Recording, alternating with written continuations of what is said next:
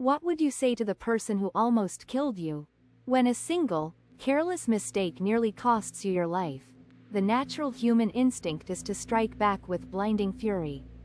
It is a clear afternoon in the skies above California, and world-renowned aviator Bob Hoover is flying home from an airshow in San Diego.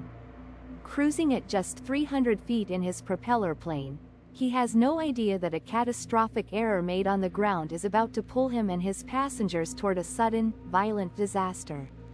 Suddenly, the air grows quiet as both engines sputter and fail, leaving Hoover with only seconds to react before gravity claims his aircraft. Through sheer, masterful piloting and nerves of steel, he coaxes the crippled machine down to the ground, performing a miraculous emergency landing that saves every life on board, though the plane itself is severely damaged. The cause of the near-fatal crash is quickly discovered back at the airfield. A young mechanic had accidentally filled the piston engine plane with jet fuel instead of aviation gasoline.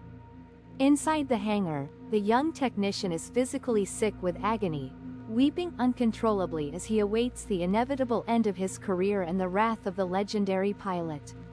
But instead of unleashing a torrent of rage, Hoover does the unthinkable. He walks over to the trembling young man, places a reassuring arm around his shoulder, and looks him in the eye. He speaks with quiet confidence. "To show you I'm sure you'll never do this again, I want you to service my F-51 tomorrow."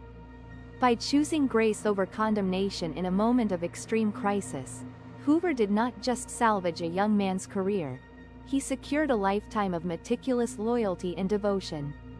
Forgiveness and belief in someone's potential inspire excellence far better than criticism and punishment ever can. When we encounter the mistakes of others, we must remember that understanding builds bridges where anger only leaves ashes.